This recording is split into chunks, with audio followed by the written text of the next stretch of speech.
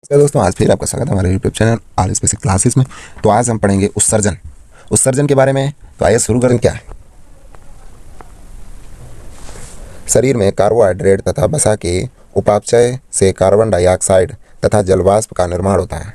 Protein के उपापचय से नाइट्रोजन जैसे उत्सर्जी पदार्थ का निर्माण होता है, जैसे अमोनिया, यूरिया तथा यूरिक अम्ल। उसके बाद कार्बन डाइऑक्साइड जैसे उत्सर्जी पदार्थों को फेफड़ों के द्वारा शरीर से बाहर निकाला जाता है। सोडियम फ्लोराइड जैसे उत्सर्जी पदार्थ त्वचा के द्वारा शरीर के बाहर निकाले जाते हैं। यूरिया जैसे उत्सर्जी पदार्थ वृक्क के द्वारा शरीर के बाहर निकाले जाते हैं। उत्सर्जन का मतलब है किसी चीज़ को बाहर करना, ठीक है। उसके बाद उत्सर्जन के प्रकार, अब कई प्रकार से निकाला जाता है। तो उत्सर्जन के प्रकार पढ़ते हैं आज। तो उत्सर्जन के प्रकार 3 हैं। पहला है अमोनोटिक उत्सर्जन। इस प्रकार के उत्सर्जन में उत्सर्जी पदार्थ के रूप में अमोनिया को शरीर से बाहर निकाला जाता है। इस प्रकार का उत्सर्जन जिन जंतुओं में पाया जाता है उन्हें अमोनोटिक जंतु कहा जाता है। इस प्रकार के उत्सर्जी पदार्थ को निकालने के लिए सबसे अधिक जल की आवश्यकता होती है। अमोनिया को सर्वाधिक विषैला उत्सर्जी पदार्थ माना जाता है। इस प्रकार का उत्सर्जी जलीय जंतुओं में पाया जाता है। दूसरा है हमारा यूरियोटेलिक उत्सर्जन। इस प्रकार के उत्सर्जन में उत्सर्जी पदार्थ के रूप में यूरिया को शरीर के बाहर निकाला जाता है। कुछ उभयचर वर्ग तथा स्तनधारी वर्ग के जंतुओं में इस प्रकार का उत्सर्जन पाया जाता है, जैसे मेढक, मनुष्य, हिरण, खरगोश आदि। उसके बाद तीसरा है हमारा यूरिकोटेलिक उत्सर्जन। इस प्रकार के उत्सर्जन में उत्सर्जी के पदार्थ के रूप में यूरिक अम्ल का निर्माण होता है। यूरिक अम्ल को उत्सर्जी करने के लिए सबसे कम जल की आवश्यकता होती है, क्योंकि ये सबसे कम विषैला उत्सर्जी पदार्थ होता है। इस प्रकार का उत्सर्जन पक्षी वर्ग तथा सरीसृप वर्ग के जंतुओं में पाया जाता है, जैसे कबूतर, मोर, सर्प, मगरमच्छ, कछुआ आदि। उसके बाद हमारा आता है वृक्क। वृक्क के बारे में देखेंगे। हमारे शरीर का सर्व प्रमुख उत्सर्जी अंग है वृक्क। वृक्क की इकाई नेफ्रॉन है। नेफ्रॉन में मूत्र का निर्माण होता है। मूत्र का संग्रहण मूत्राशय में होता है। मूत्र में 95 जल तथा शेष यूरिक अम्ल, क्रिएटिनिन, हिप्यूरिक अम्ल, साधारण लवण इत्यादि होते हैं। मूत्र में जल के बाद सर्वाधिक मात्रा यूरिक की होती है। मूत्र का पीला रंग टिनिन के कारण होता है। मूत्र का निर्माण सामान्यतः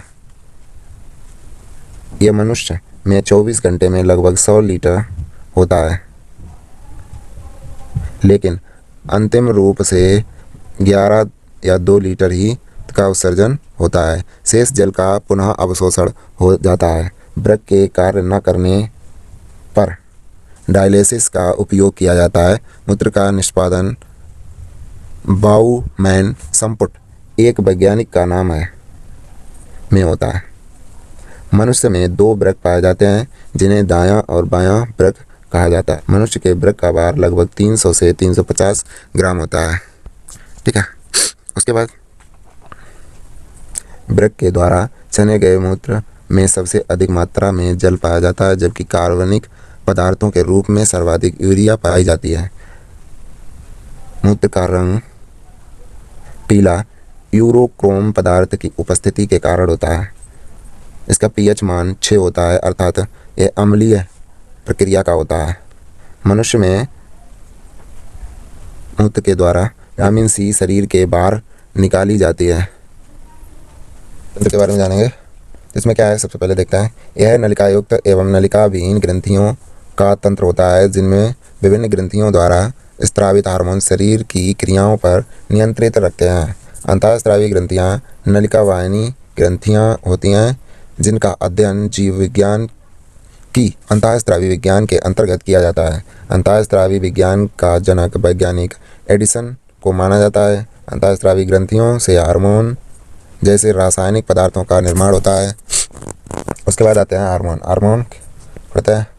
हार्मोन शब्द को स्टार्लिंग तथा बेलिस नामक वैज्ञानिक ने किया था। हार्मोन्स जीव शरीर के अंदर रासायनिक संदेश वाहक के रूप में कार्य करते हैं। जैविक क्रियाओं को उत्सर्जित करने वाले पदार्थों को हार्मोन्स कहा जाता है, जिनका निर्माण प्रोटीन के अतिरिक्त कोलेस्ट्रॉल तथा अमीनो अम्ल जैसे पदार्थ से होता है। फिर मनुष्य के शरीर में निम्न अंतःस्रावी ग्रंथि पाई जाती हैं, जो इस प्रकार हैं: पीयूष ग्रंथि, थायराइड ग्रंथि, पैराथायराइड, थाइमस ग्रंथि, एड्रिनल ग्रंथि, लैंगर-हैंस की द्वीपिका यौन ग्रंथि आदि प्रमुख अंतःस्रावी ग्रंथियां हैं। इसमें मात्र लैंगर-हैंस द्वीपिका नलिका युक्त होती है। यह अंतःस्रावी तंत्र एवं पाचन यंत्र दोनों से संबद्ध है। उसके बाद देखते हैं पीयूष ग्रंथि। यह मस्तिष्क के नीचे भाग में स्थित होती है। यह अन्य सभी अंतः ग्रंथियों पर नियंत्रण रखती है। इसी कारण इसे मास्टर ग्रंथि कहते हैं। इससे वृद्धि हार्मोन्स, थायराइड उत्तेजक हार्मोन्स, फॉलिकल्स उत्तेजक हार्मोन्स इत्यादि 11 हार्मोन्स निकलते हैं। हार्मोन्स प्रोटीन तथा स्टीरॉयड से बने होते हैं, जो जैविक प्रक्रियाओं का नियंत्रण करते हैं। पीयूष ग्रंथि से निकलने वाले हार्मोन्स के प्रमुख कार्य शरीर वृद्धि पर नियंत्रण रखना, मादा में अंडे तथा नर में शुक्राणु का निर्माण, दुग्ध उत्पादन पर नियंत्रण, शरीर में जल संतुलन, उपापचय का नियंत्रण रखना। पीयूष ग्रंथि से निकलने वाले वृद्धि हार्मोन्स के अधिक स्रावण की दशा में व्यक्ति अधिक लंबा एवं कम स्रावण की दशा में बौना होता है। उसके बाद थायराइड। इसे टेम्पो ऑफ लाइफ के नाम से जाना जाता है। यह पीयूष ग्रंथि के ठीक नीचे होती है। यह शरीर में सबसे बड़ी अंतःस्रावी ग्रंथि है। ठीक है। उसके बाद इससे निकलने वाले हार्मोन्स थायरॉक्सिन का प्रमुख कार्य है श्वास दर को नियंत्रित करना। थायरॉक्सिन आयोडीन नामक तत्व पाया जाता है। इसी कारण थायरॉक्सिन के अल्प स्रावण से घेंगा रोग हो जाता है। थायराइड ग्रंथि को एक अन्य नाम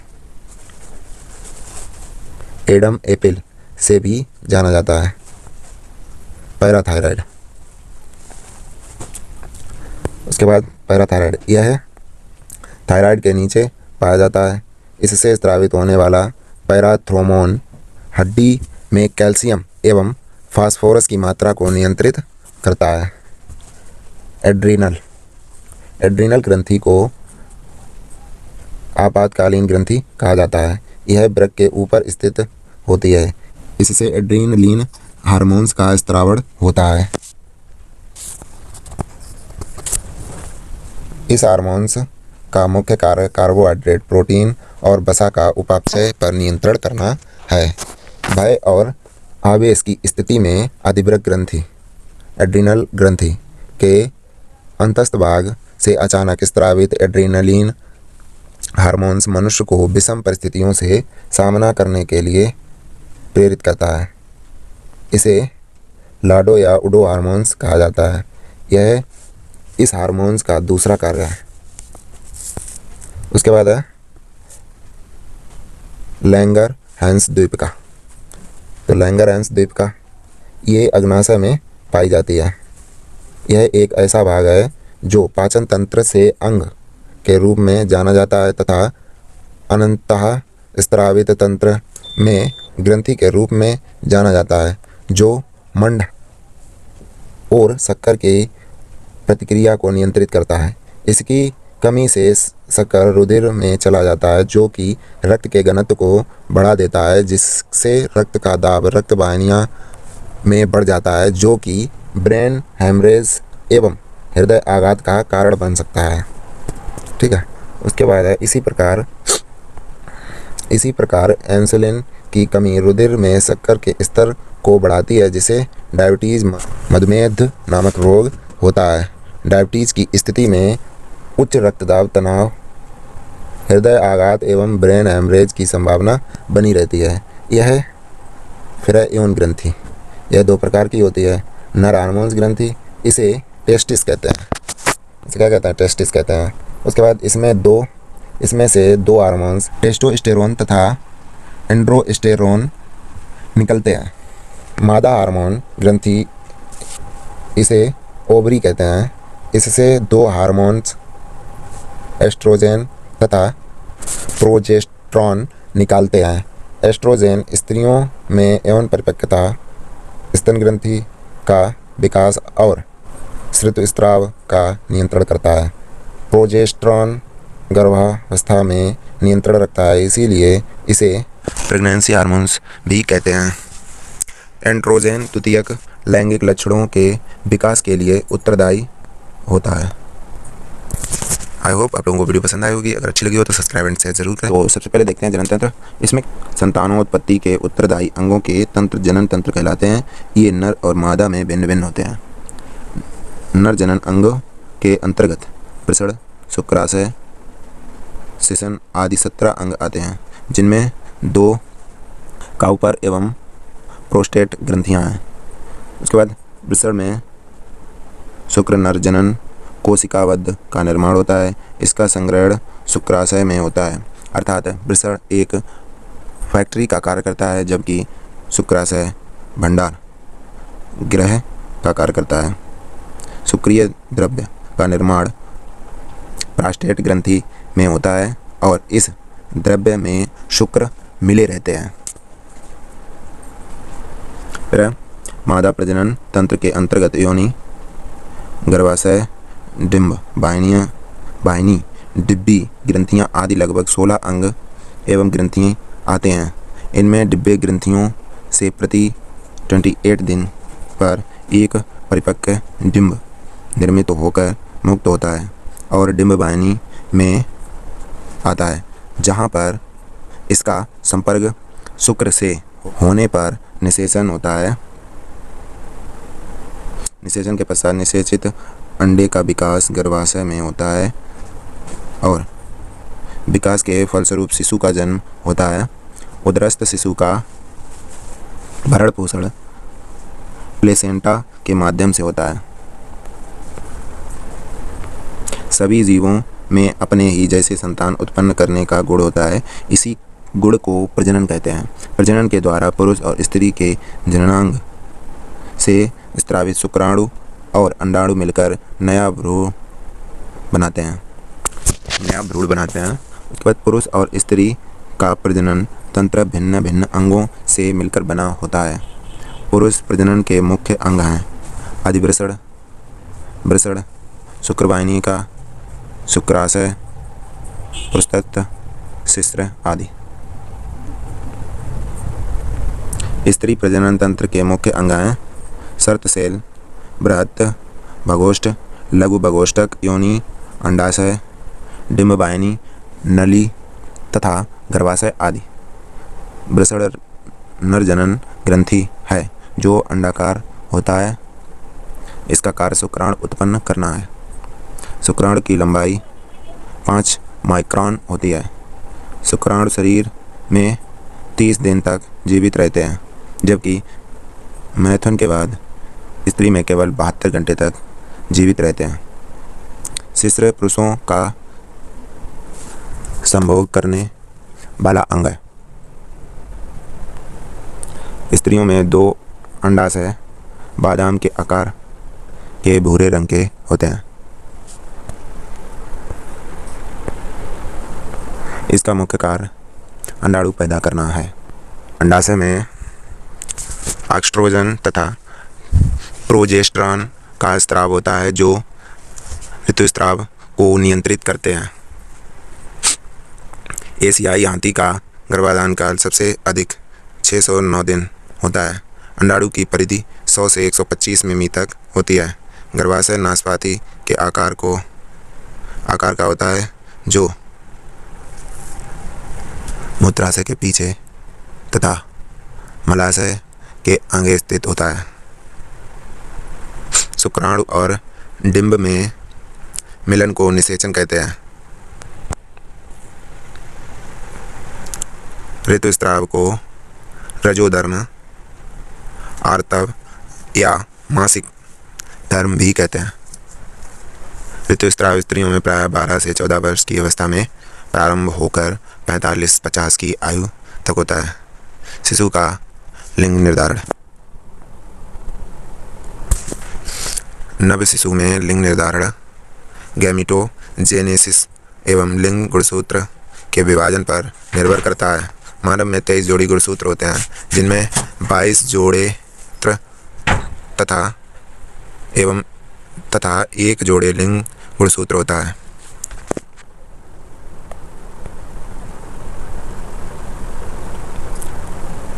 इस एक जोड़े को X एवं Y द्वारा प्रदर्शित किया जाता है। नर में लिंग गुणसूत्र XY प्रकार का तथा मादा में XX प्रकार का होता है। लिंग निर्धारण में नर की ही भूमिका होती है, ना कि मादा की। यदि X मादा में Y नर गुणसूत्र मिलते हैं तो शिशु मादा होगा। यदि मादा और नर और Y नर गुणसूत्र मिलेंगे तो शिशु नर होगा। लिंग गुणसूत्र पर कुछ बीमारियों या शारीरिक असमानता के जीन उपस्थित होते हैं। ऐसी स्थिति में शारीरिक असमानता का होना या न होना शिशु लिंग पर निर्भर करता है।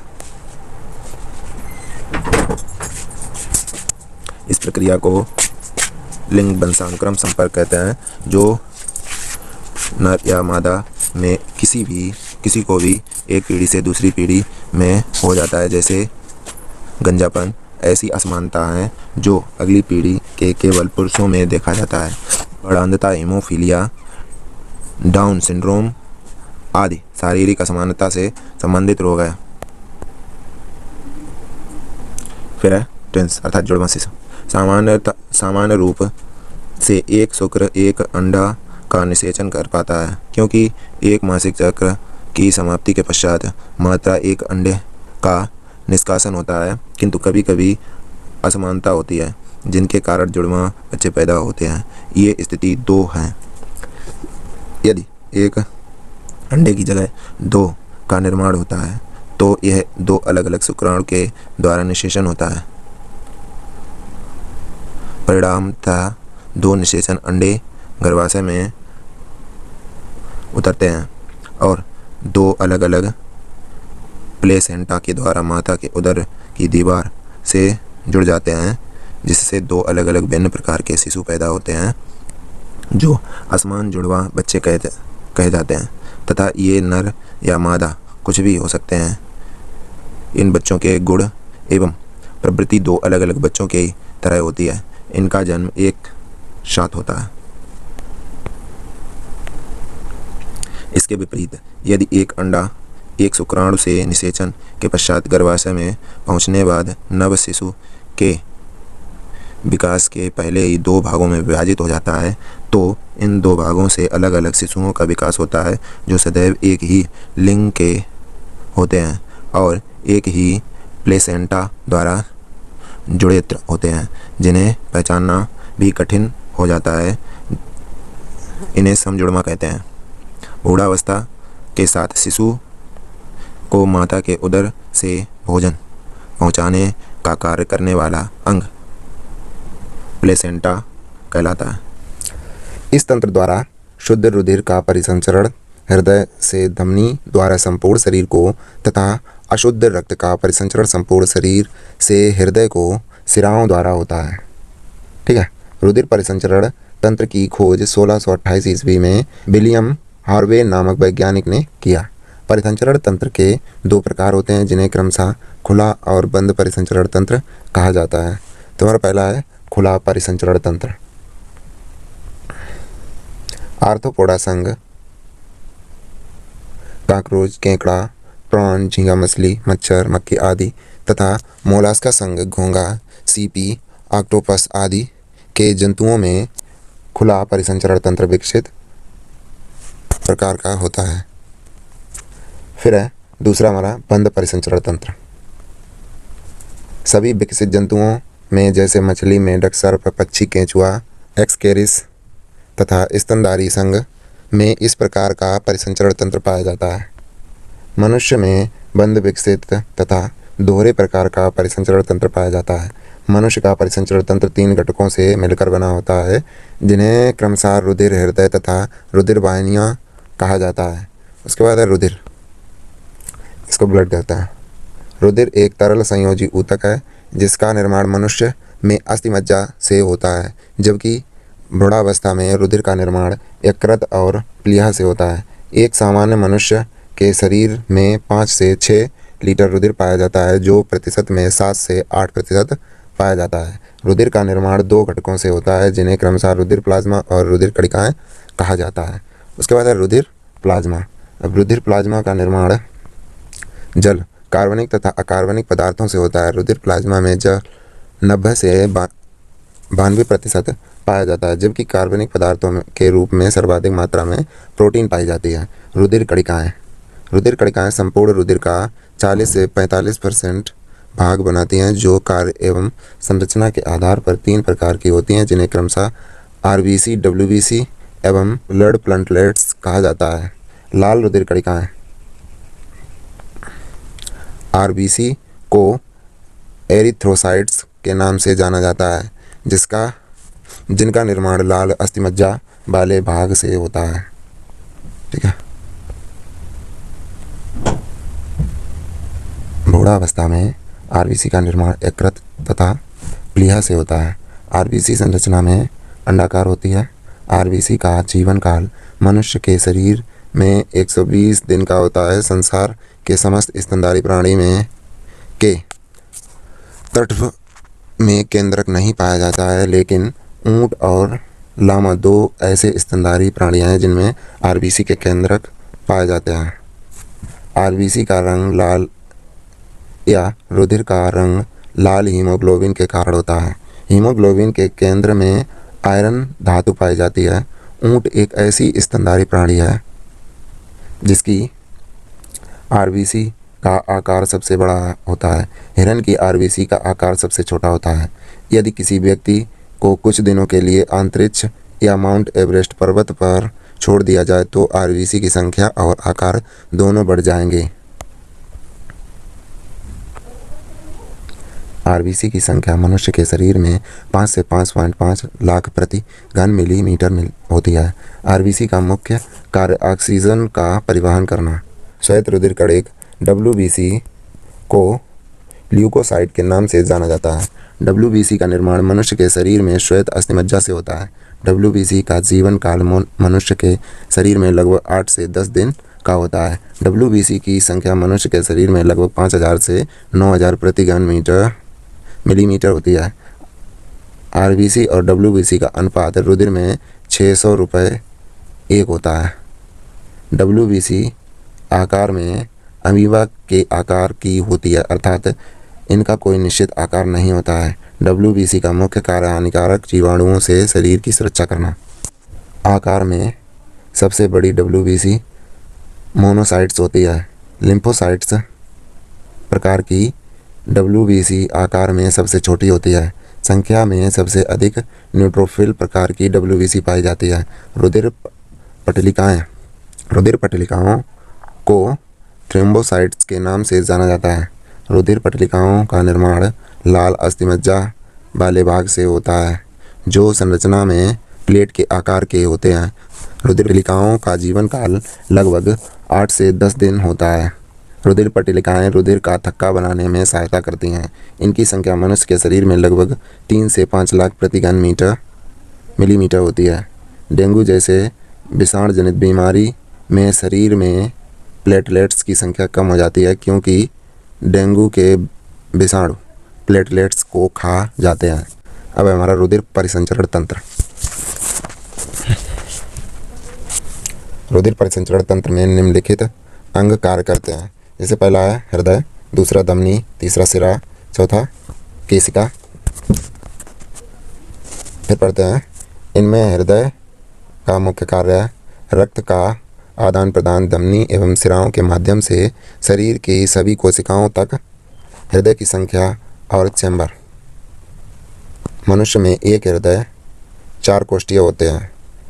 मत्स्य वर्ग में एक हृदय 2 कोष्ठीय, सरीसृप और उभयचरों में एक हृदय 3 कोष्ठीय होता है। मगरमच्छ, क्रोकोडाइल जिसको हम घड़ियाल कहते हैं, ऐसा सरीसृप है जिसमें हृदय 4 कोष्ठीय होता है। पक्षी वर्ग एवं स्तनधारी वर्ग में हृदय 4 कोष्ठीय होता है। केंचुआ में हृदय की संख्या 4 जोड़ी 8 कोष्ठी अर्थात 8 हृदय पाए जाते हैं। 4 जोड़ी का मतलब कितना हुआ? 8 हृदय पाए जाते हैं। कॉकरोच के हृदय में 13 चैम्बर पाए जाते हैं।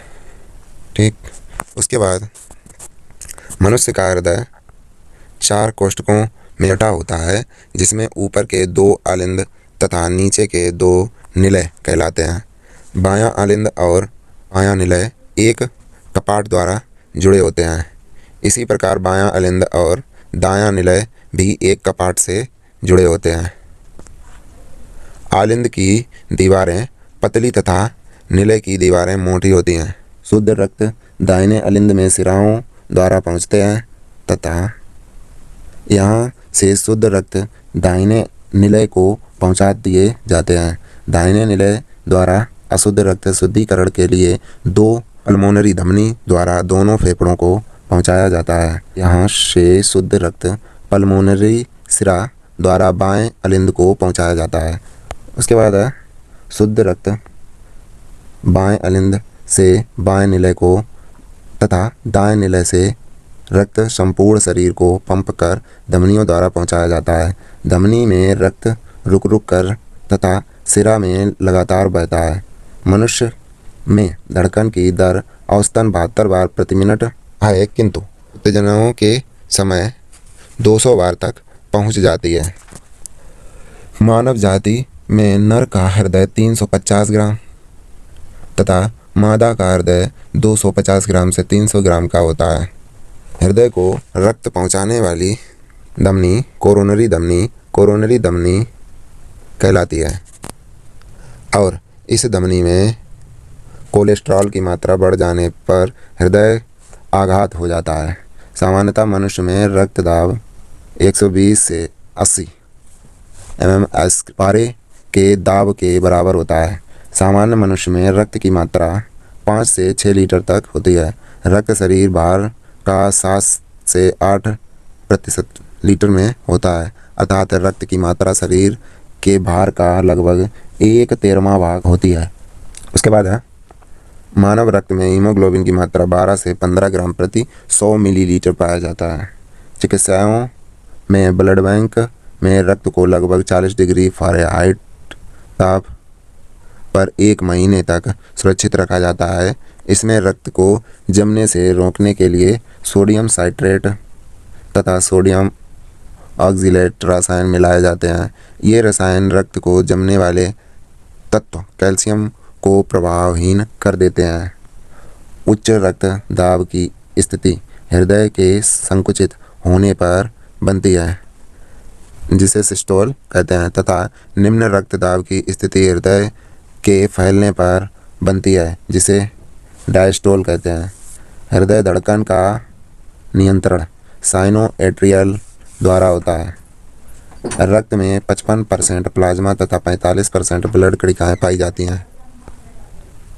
प्लाज्मा का अधिकांश भाग जल तथा कुछ भाग खनिज लवण, प्रोटीन, वसा इत्यादि से बना होता है। रक्त कणिकाएं 3 प्रकार की होती हैं: लाल रक्त कणिकाएं, श्वेत रक्त कणिकाएं, प्लेटलेट्स। रुधिर का निर्माण लाल हड्डियों के लाल अस्थिमज्जा में तथा शुद्धिकरण फेफड़ों में होता है। प्लीहा को रक्त का कब्रिस्तान कहते हैं, क्योंकि मृत रक्त कोशिकाएं यहाँ संग्रहित होती हैं। रक्त में पाई जाने वाली प्रमुख धातु लोहा होती है। कृत्रिम रक्त रासायनिक रूप में फ्लोरोकार्बन होते हैं, जो ऑक्सीजन के अच्छे भाग होते हैं। कोई रक्त ग्रुप न होने के कारण यह किसी भी व्यक्ति को दिया जा सकता है। कृत्रिम हृदय, जिसका दूसरा नाम जार्विका से बना है, प्लास्टिक एवं एल्यूमीनियम धातु का बना होता है। इसका वजन 300 ग्राम होता है। उसके बाद हमारा रुधिर समूह। रक्त समूह की खोज के लैंडस्टीनर ने 19 से 1902 में की। रक्त समूह 4 है। 4 कौन कौन से देखते हैं? ब्लड ग्रुप ए बी और ओ, ठीक है। उसके बाद जैसे समूह ए, इसमें क्या होता है देखते हैं। समूह ए, इसमें एंटीजन ए और एंटीबॉडी बी पाए जाते हैं। समूह बी, इसमें एंटीजन बी एवं एंटीबॉडीज़ ए पाए जाते हैं। समूह ए बी, इसमें एंटीजन ए और बी दोनों पाए जाते हैं और कोई एंटीबॉडी नहीं होता है। समूह ओ, इसमें कोई एंटीजन नहीं होता है और ए तथा बी एंटीबॉडी पाए जाते हैं। उसके बाद इसमें रक्त समूह ए और ओ से रक्त ले सकता है तथा ए और ए बी रक्त समूह के व्यक्तियों को रक्त दे सकता है। रक्त समूह बी वाला व्यक्ति रक्त समूह बी और ओ से रक्त ले सकता है तथा बी और ए बी को रक्त दे सकता है। रक्त समूह ए बी किसी भी रक्त समूह के व्यक्ति से रक्त ले सकता है तथा केवल ए बी रक्त समूह वाले व्यक्ति को दे सकता है। रक्त समूह ओ में कोई एंटीजन नहीं पाया जाता है परंतु एंटीबॉडीज़ ए तथा बी दोनों पाए जाते हैं। इसीलिए रक्त समूह ओ का व्यक्ति सिर्फ ओ से ही रक्त ले सकता है तथा सभी रक्त समूह को दे सकता है, अर्थात ए बी सर्वग्राही तथा ओ सर्वदाता है। जैसे नोट में कुछ माता पिता के रक्त समूह के आधार पर बच्चे के रक्त समूह के निर्धारण से संबंधित प्रश्न भी पूछे जाते हैं। इसका निर्धारण निम्न चार्ट के अनुसार होता है। तो देखते हैं रुधिर आधान, आरएच कारक देखते हैं। यह व्यक्ति की लाल रक्त कणिकाओं में पाए जाने वाला एक प्रकार का एंटीबॉडी है। इसे सर्वप्रथम रीसस जाति के बंदर में लैंडस्टेनर तथा ए.एस. विनर द्वारा 1940 में खोजा गया। इनमें यह पाया जाता है उन्हें RS+ अर्थात पॉजिटिव तथा जिनमें नहीं पाया जाता है उनमें RH नेगेटिव। लगभग 90% लोगों में RH कारण पाया जाता है। RH रक्त के व्यक्तियों को RH नेगेटिव रक्त देने पर उनका रक्त संचय हो जाएगा और व्यक्ति की मृत्यु हो जाएगी।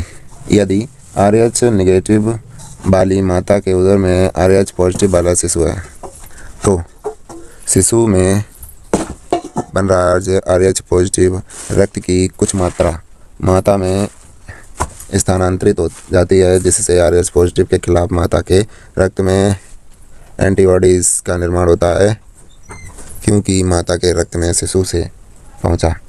RH पॉजिटिव माता के लिए एंटीजन का काम किया। यह एंटीबॉडीज़ माता के रक्त से बच्चे को आहार के रूप में प्राप्त होता है। यह एंटीबॉडीज़ शिशु के शरीर में एंटीजन का काम करता है और लाल रक्त कण को नष्ट कर देता है, जिससे शिशु की प्रायः मृत्यु हो जाती है।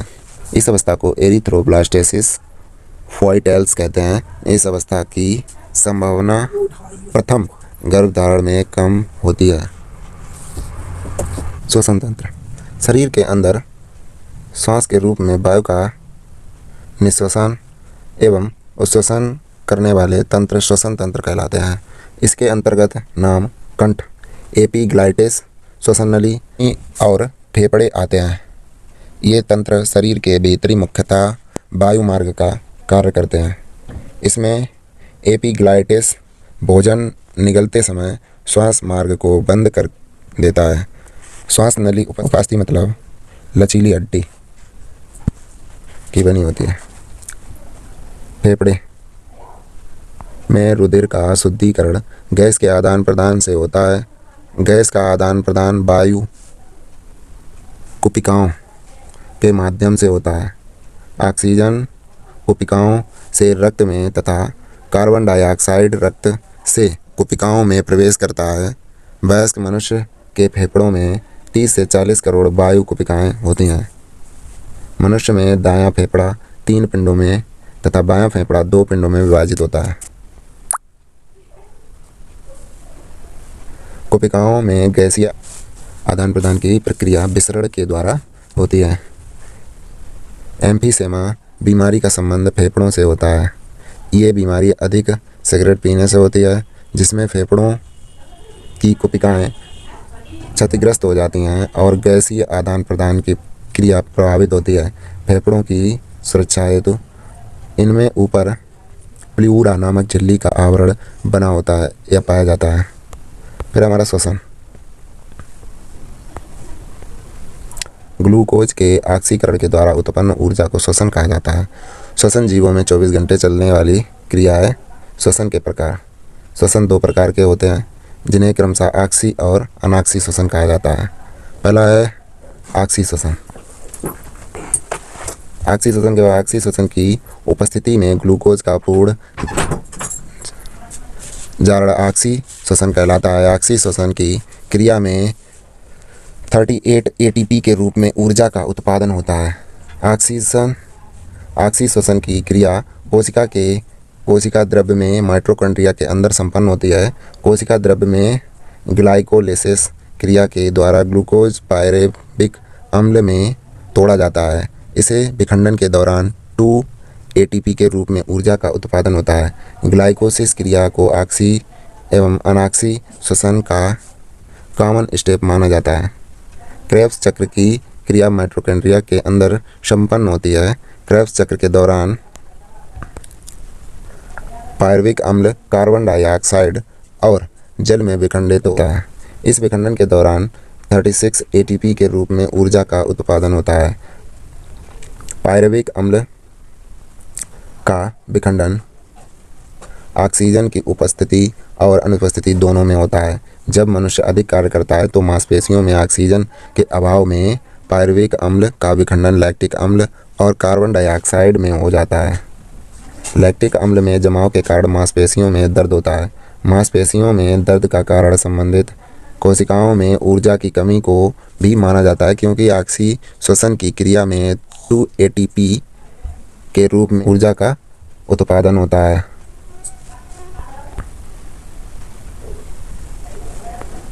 जब अनाक्सी श्वसन की क्रिया जीवाणु और कवक में होती है तो इसे किण्वन कहा जाता है। किण्वन क्रिया के द्वारा शराब तथा सिरके का निर्माण होता है। श्वासोच्छ्वास, सामान्यतः सांस लेने की क्रिया को श्वासोच्छ्वास कहा जाता है। इस क्रिया में ऊर्जा का उत्पादन नहीं होता है। वायुमंडलीय ऑक्सीजन को फेफड़ों में ग्रहण करना और शरीर के विभिन्न भागों से आई हुई कार्बन डाइऑक्साइड गैस को वायुमंडल में मुक्त करने की क्रिया को श्वासोच्छ्वास कहा जाता है। श्वसन क्रिया की शुरुआत डायफ्राग्म के क्रियाशील होने से होती है। श्वसन के दौरान सर्वाधिक मात्रा में नाइट्रोजन गैस 78% ग्रहण की जाती है और सबसे ज़्यादा नाइट्रोजन 78% ही छोड़ी जाती है। ऑक्सीजन 21% ग्रहण की जाती है तथा 16 छोड़ी जाती है। कार्बन डाइऑक्साइड 0.03 वातावरण में भी इतनी ही मात्रा में है ग्रहण की जाती है तथा 4% छोड़ी जाती है। गहरी सांस लेने 3.5 लीटर गैस ग्रहण की जाती है। इस क्षमता को वाइटल क्षमता कहते हैं। सामान्य सांस में 1/2 लीटर गैस ग्रहण की जाती है, जिसे टाइडल क्षमता कहते हैं। 1.5 लीटर गैस फेफड़ों में प्रत्येक दशा में बनी रहती है, जिसे रेसिडुअल क्षमता कहते हैं। फेफड़े की गैस धारण की अधिकतम क्षमता 5 लीटर है। ऑक्सीजन का ग्रहण एवं कार्बन डाइऑक्साइड का उत्सर्जन हीमोग्लोबिन की मात्रा निर्भर होता है। गैसों का विनिमय परासरण क्रिया द्वारा होता है। कोशिकीय श्वसन कोशिकाओं के अंदर 2 चक्रों ग्लाइकोलिसिस एवं क्रेब के माध्यम से पूरा होता है और कार्बन डाइऑक्साइड तथा जल का निर्माण होता है। ऑक्सीजन की अनुपस्थिति में अनाक्सी श्वसन होता है। इसमें कार्बोहाइड्रेट के अपघटन के फलस्वरूप एथिल अल्कोहल और जल का निर्माण होता है। अधिक परिश्रम करने पर लैक्टिक एसिड का निर्माण होता है, जिससे थकान महसूस होती है। कार्बन डाइऑक्साइड का संवहन मुख्यतः बाइकार्बोनेट आयन के रूप में होता है। इसके बाद हीमोग्लोबिन की अनुपस्थिति में भी रुधिर 2% ऑक्सीजन का आदान प्रदान कर सकता है। आई होप आप लोगों को वीडियो पसंद है एंड सब्सक्राइब ज़रूर करें और बेल आइकन को प्रेस करें, जो कि अगला नोटिफिकेशन आपको मिलता रहे। ऊतक किसे कहते हैं? तो शुरू करते हैं। ऊतक तो इसमें कह रहे हैं कोशिकाओं का वह समूह जिसकी उत्पत्ति, संरचना एवं कार्य समान हो ऊतक कहलाता है। ऊतकों का अध्ययन हिस्टोलॉजी या औतकीय में किया जाता है। ये जंतु एवं वनस्पति में भिन्न भिन्न प्रकार के होते हैं। फिर है जंतु ऊतक। अब जंतु ऊतक के बारे में जानते हैं। ये 5 प्रकार के होते हैं। ये जंतु ऊतक होते हैं, ये 5 प्रकार के होते हैं। तो सबसे पहले कौन सा है उसको देखते हैं। एपिथेलियल ऊतक। यह मुख्यतः अंगों के बाह्य एवं आंतरिक सतह पर पाए जाते हैं। ये कुछ स्रावित ग्रंथियां जैसे दूध ग्रंथियां, श्वेत ग्रंथि, पसीने की ग्रंथियां आदि में भी पाए जाते हैं। फिर दूसरा है हमारा पेशीय ऊतक। ये मुख्यतः मांसाल भागों एवं खोखले अंगों की दीवारों का निर्माण करते हैं। ये अंगकों के आंतरिक भाग में पाए जाते हैं, जैसे हृदय ऊतक, यकृत ऊतक, वृक्क ऊतक आदि। तीसरा है हमारा संयोजी ऊतक। संयोजी ऊतक ये 2 या 2 से अधिक ऊतकों को जोड़ने का कार्य करते हैं, जैसे रक्त ऊतक, लिगामेंट, कार्टिलेज आदि। ठीक है। चौथा पढ़ते हैं। चौथा है हमारा तंत्रिका ऊतक। तंत्रिका ऊतक की इकाई न्यूरॉन कहलाती है। क्या कहलाती है? न्यूरॉन कहलाती है। तंत्रिका ऊतक का मुख्य कार्य संवेदनाओं को ग्रहण कर मस्तिष्क तक पहुंचना तथा मस्तिष्क द्वारा दिए गए आदर्श को अवशिष्ट अंग तक पहुंचाना होता है, जो कि न्यूरॉन्स के माध्यम से करता है। ठीक है। संवेदनाओं का चालन केमिको-मैग्नेटिक वेव के रूप में होता है। इसे केमिकल का नाम एसिटिलकोलिन है। 5वां है हमारा जनन ऊतक। अब जनन ऊतक क्या है? ये जनन कोशिकाओं में पाए जाते हैं, जो नर में स्पर्म एवं मादा में ओवा का निर्माण करते हैं। ठीक है। उसके बाद अगला पॉइंट पढ़ते हैं कुछ। जंतुओं के शरीर में पाए जाने वाले ऊतकों को निम्न श्रेणी में बांटा गया है। उपकला ऊतक, संयोजी ऊतक, पेशी ऊतक एवं तंत्रिका ऊतक। जंतु बाहरी, भीतरी या स्वतंत्र सतहों पर उपकला ऊतक पाए जाते हैं। उपकला ऊतक में रुधिर कोशिकाओं का अभाव होता है तथा इनकी कोशिकाओं में पोषण विकसरण विधि से लसिका द्वारा होता है। उपकला ऊतक त्वचा की बाह्य सतह, हृदय, फेफड़ा एवं वृक्क के चारों ओर तथा जनग्रंथियों की दीवार पर पाए जाते हैं। उपकला ऊतक शरीर के आंतरिक भागों को सुरक्षा प्रदान करता है। फिर शरीर के सभी अंगों एवं अन्य ऊतकों को आपस में जोड़ने वाला ऊतक संयोजी ऊतक कहलाता है। संयोजी ऊतकों का प्रमुख कार्य शरीर के तापक्रम को नियंत्रित करना तथा मृत कोशिकाओं को नष्ट कर ऊतकों को नवीन कोशिकाओं की आपूर्ति करना है। ठीक है। रुधिर एवं लसिका जैसे तरल ऊतक संवहन से सहायक हैं। शरीर की सभी पेशियों का निर्माण करने वाला ऊतक पेशी ऊतक कहलाता है। पेशी अरेखित, रेखित तथा हृदयक जैसे 3 प्रकारों में बटे हुए हैं। इसके बाद अनैच्छिक रूप से गति करने वाले अंगों आरनाल, मलाशय, मूत्राशय, रक्तवाहिनियाँ आदि में अरेखित ऊतक पाए जाते हैं। अरेखित पेशियाँ उन सभी अंगों की गतियों को नियंत्रित करती हैं जो स्वयं गति करती हैं। रेखित पेशियाँ शरीर के उन भागों में पाई जाती हैं जो इच्छा अनुसार गति करती हैं। प्रायः इन पेशियों के 1 या 2 सिरे रूपांतरित होकर डेंटल के रूप में अस्थियों से जुड़े होते हैं। हृदयक पेशी केवल हृदय की दीवारों में पाई जाती है। हृदय की गति इन्हीं पेशियों की वजह से होती है। फिर है मानव शरीर में कुल 639 मांसपेशियां पाई जाती हैं। ग्लूटियस मैक्सिमम मानव शरीर की सबसे बड़ी तथा स्पेडियस सबसे छोटी मांसपेशी है। ठीक है। जंतुओं में तंत्रिका तंत्र का निर्माण तंत्रिका ऊतक द्वारा होता है। तंत्रिका ऊतक न्यूरॉन्स एवं न्यूरोग्लाया जैसे 2 विशिष्ट प्रकार की कोशिकाओं द्वारा निर्मित होते हैं। फिर तंत्रिका ऊतक शरीर में होने वाली सभी प्रकार की अनैच्छिक एवं ऐच्छिक क्रियाओं को नियंत्रित करती है। उसके बाद देखेंगे वानस्पतिक ऊतक।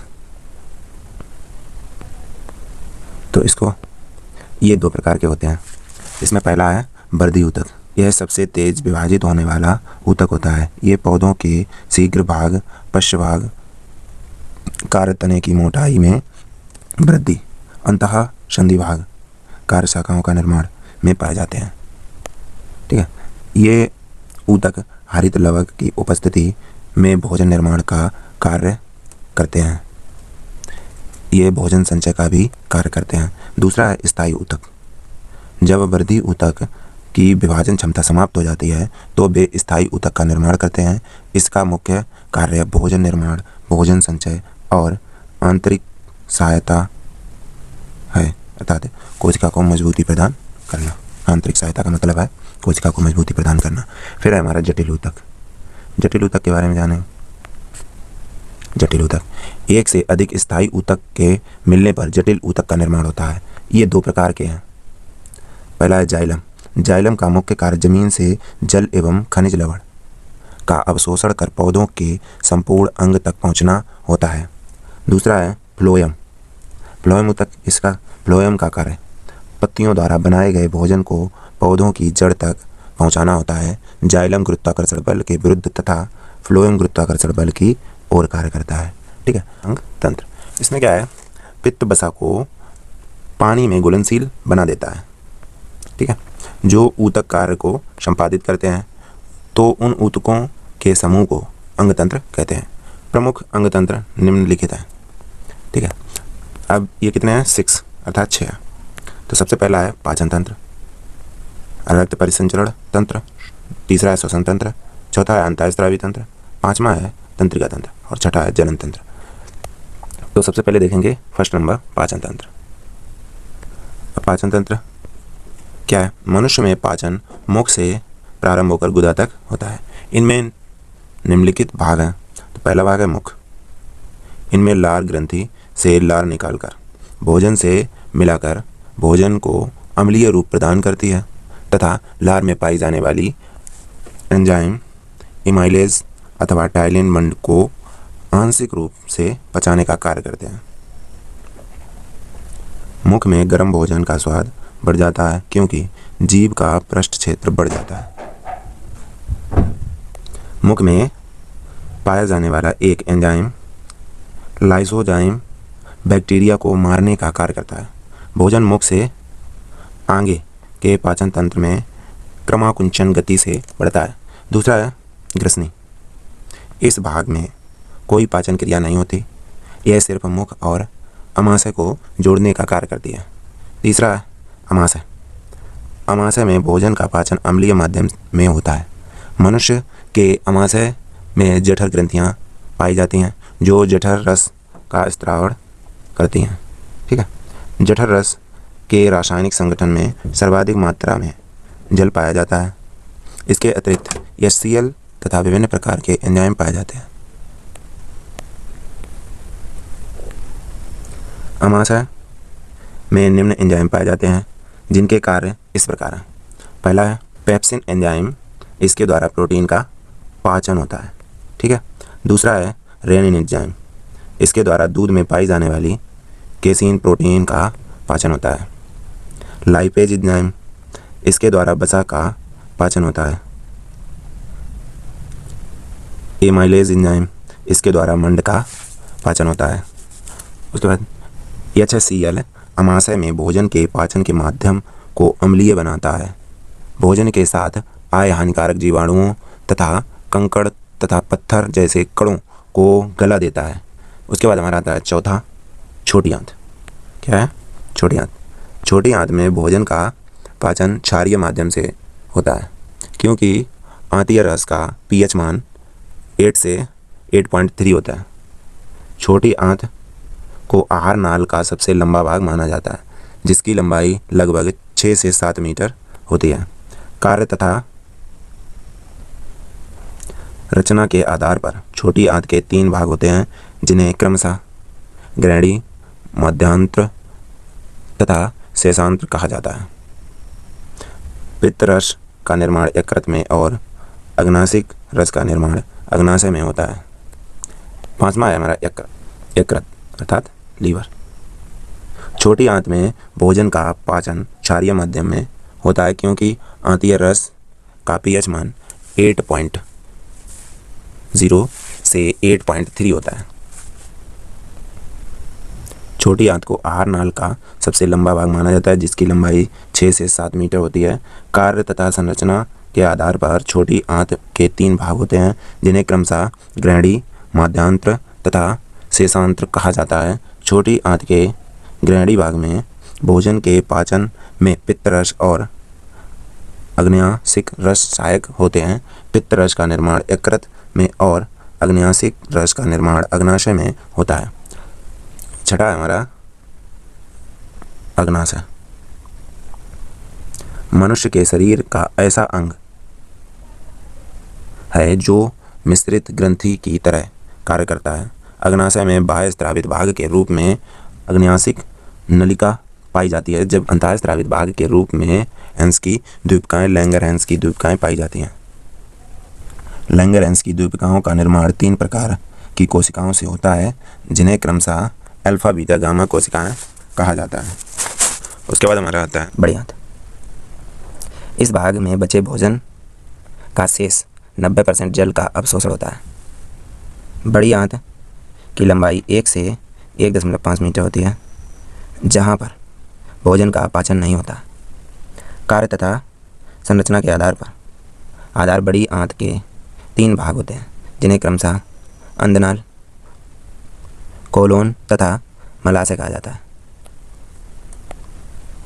फिर है मलाशय, 8वां। इस भाग में अवशिष्ट भोजन का संग्रहण होता है। यहीं से समय समय पर बाहर निष्क्रमण होता है। आई होप आप लोगों को वीडियो पसंद आएगी। तो अगर अच्छी लगी हो तो लाइक एंड शेयर जरूर करें एंड सब्सक्राइब करना ना भूलें।